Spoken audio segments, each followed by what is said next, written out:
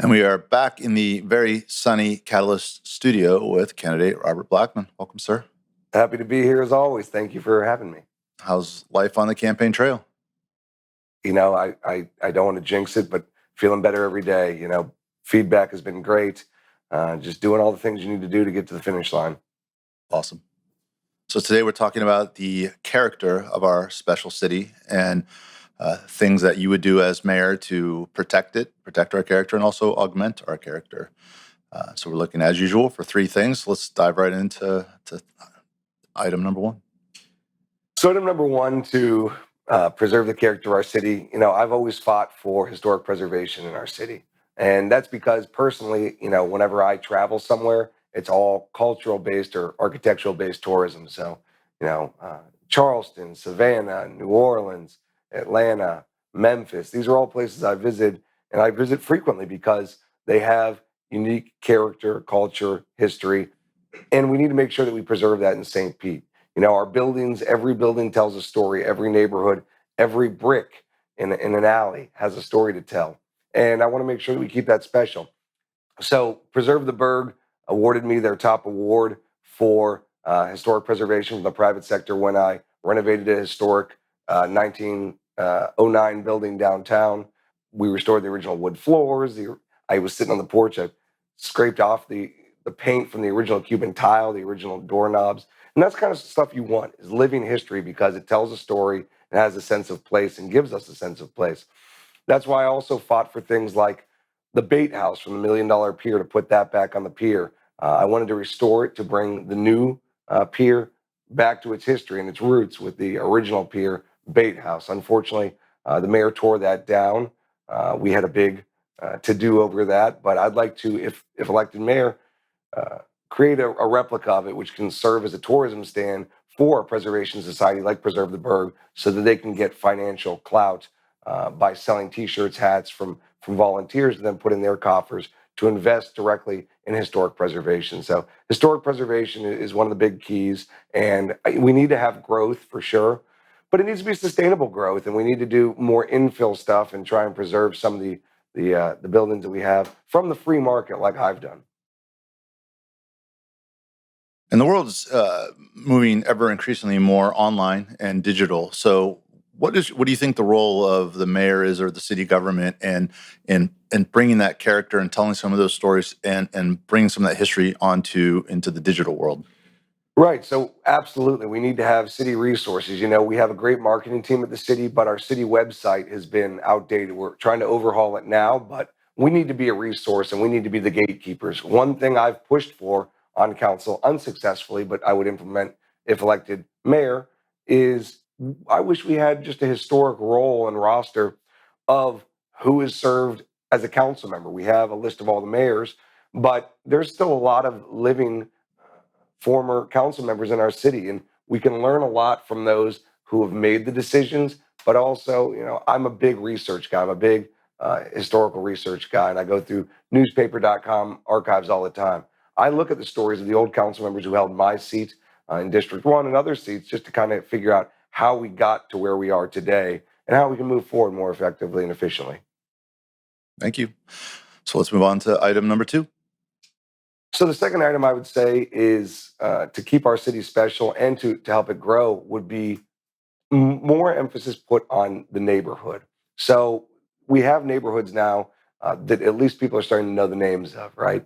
It used to just be, I live in St. Pete, or people, you know, even back when I was younger would say I live in Tampa Bay or in Tampa, because so few people knew what St. Pete was. Now it's gone to, then it went to I live in St. Pete. Now it's I live in a certain neighborhood. I live in Euclid Heights. I live in, you know, Gateway. I live in Maximo. I live in Holiday Park. People now are proud of their neighborhood, but we need to make sure to take it a step further and further strengthen it. Again, there's historical aspects to it. One thing I've pushed for is in the Pasadena neighborhood on 64th Street. There's historic old block walls that were from the 1920s from the old Bear Creek Country Club. Also, one thing I pushed for immediately when I got into council was the refurbishing of all of the historic neighborhood monument signs on 38th Avenue North on the west side of town in my district, because you had a lot of signs that had just completely gone by the wayside, and they were rusting, they were deteriorating, they were cracking.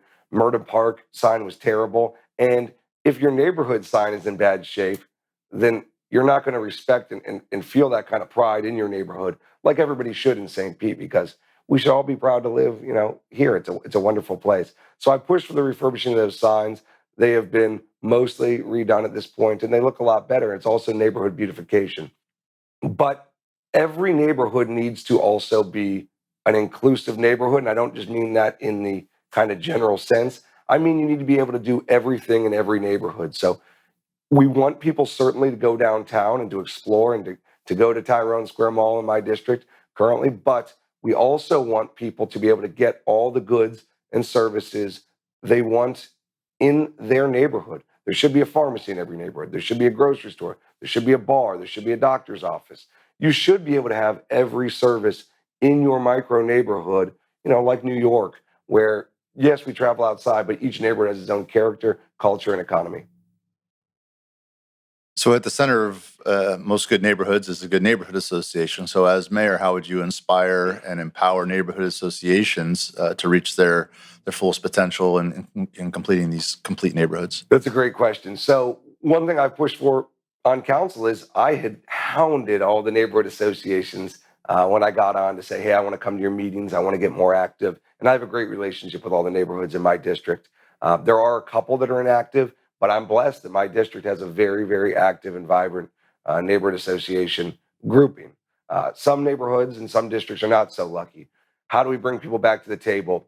Well, you want to get a couple of the stakeholders historic with the newer blood, because it's a very labor intensive labor of love to run a neighborhood association. But we do neighborhood awards every year, but we need to engage and bring the association presidents to the table, because frankly these are people who are working very hard for no money, very little recognition, but also they can be the leaders of tomorrow for city council, maybe the next mayor, but certainly they have a huge impact. We need to bring them in by giving them the tools and resources, like the grant money we do for neighborhood signs, and also the matching dollars that we do for work done in the neighborhood. And if you don't know, we do matching grants for people if they have neighborhood association members do cleanup and hard labor in a neighborhood. We give them money for new signs or whatever they may need, landscaping. But we need to emphasize that these programs are available. That's great. Thank you.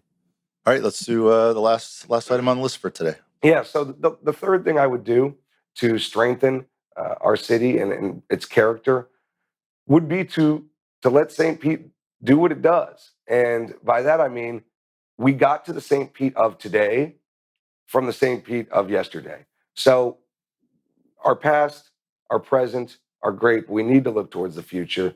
And basically, the St. Pete you're looking at now was created about 10 years ago, maybe a little bit more, during the Great Recession. So St. Pete in the Tampa Bay Metro was one of the 20 hardest hit metros in the country by the recession. Property values plummeted.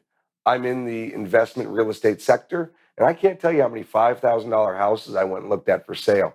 I bought a 1,400 square foot house for $11,000. And you had that blight and that desperation permeated the entire city, but certainly also into the commercial sector. And that's how you got stuff like the 600 block came around and became an artist enclave and a cool, hip, Renaissance section of our city, 600 block of Central, because property values were so low. People were innovating. People were desperate. People were also downtrodden. And out of desperation, innovation is born.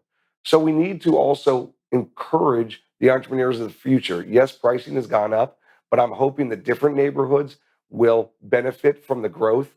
16th Street South is set up like a commercial corridor, and it has some commercial businesses, but not what it should and could be. 16th Street South could certainly be like a secondary downtown. And we need to have growth in every neighborhood. And we need to always, always, always advocate for innovation and for supporting entrepreneurs. And a lot of things in St. Pete can grow from seeds that already exist. Some things may need new seeds, things like getting more startups here. Uh, what do you think the mayor's role is in understanding what seeds we have that can grow on their own, and what seeds in different sectors or different types of business or organizational presences we need in St. Pete, and then going out and getting those. Right. So you don't want to have too heavy of a hand, right? You don't want to control too much as mayor, but also you need to attract businesses to the area. So marketing is key. And we've done a good job, but we need to do better in marketing this town because we have so much going on and there is unlimited potential here. But also, you want to make sure that there is the space and there is the guidelines put in place through zoning, through permitting, through the process, through the we have a cultural affairs department. Through all of this, we need to make sure that we are emphasizing that we are a business friendly community and we are a community that is ready for growth. Some change, yes, but we're ready for inclusive growth that benefits everybody. And, absolutely, our entrepreneurs are those on the front lines taking the charge. Startups, certainly, because we are built out. We're never going to be able to have large scale manufacturers, so we're going to need tech jobs, but also the arts. As we know, we've become a museum destination, a cultural destination. We want to continue to expand upon that as well. Thank you. Candidate Robert Blackmon, thanks for dropping by. Thank you for having me as always. Really, really appreciate it.